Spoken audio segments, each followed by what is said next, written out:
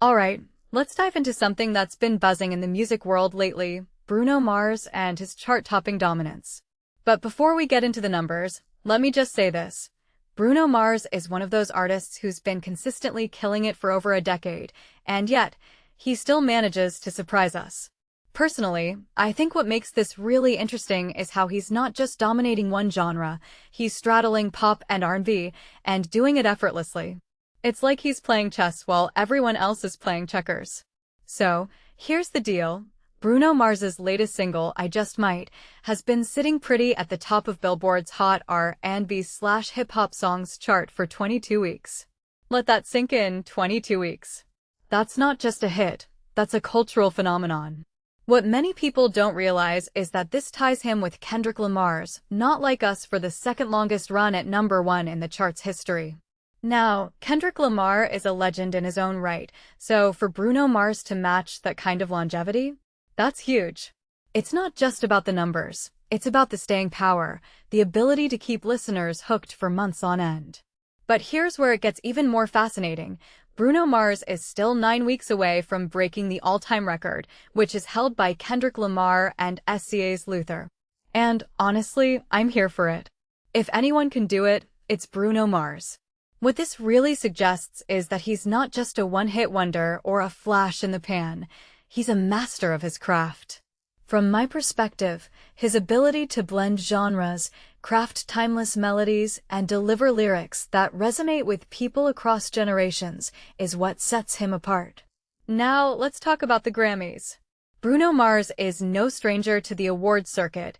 He's won Record of the Year and Album of the Year multiple times, which is a rare feat, but with his new album, The Romantic, and singles like I Just Might and Risk It All, he's positioning himself for another big year. One thing that immediately stands out is how he's strategically placing his music in both pop and R&B categories. Personally, I think I Just Might leans more toward R&B, but the Recording Academy might see it differently. And honestly, that's part of the game. Artists and their teams have to navigate these categories to maximize their chances. What this really highlights is how genre lines are blurring, and artists like Bruno Mars are leading the charge. Another detail I find fascinating is how Bruno Mars has managed to stay relevant in an industry that's constantly evolving. Think about it. He's been at the top since Just the Way You Are dropped over a decade ago. In an era where trends come and go in the blink of an eye, his consistency is remarkable. If you take a step back and think about it, it's not just about the music, it's about the brand he's built. Bruno Mars isn't just an artist, he's an icon. Now, let's talk about the bigger picture. Bruno Mars's success isn't just about chart positions or Grammy nominations, it's about his impact on the industry. He's proven that you don't need to chase trends to stay relevant. Instead, he's stayed true to his sound while still pushing boundaries. In my opinion, that's the key to longevity in music. It's not about fitting into a mold, it's about creating your own lane. So, where does this leave us? Bruno Mars is at the top of his game, and he's showing no signs of slowing down. Whether he breaks the all-time record or not, one thing is clear, he's solidified his place in music history.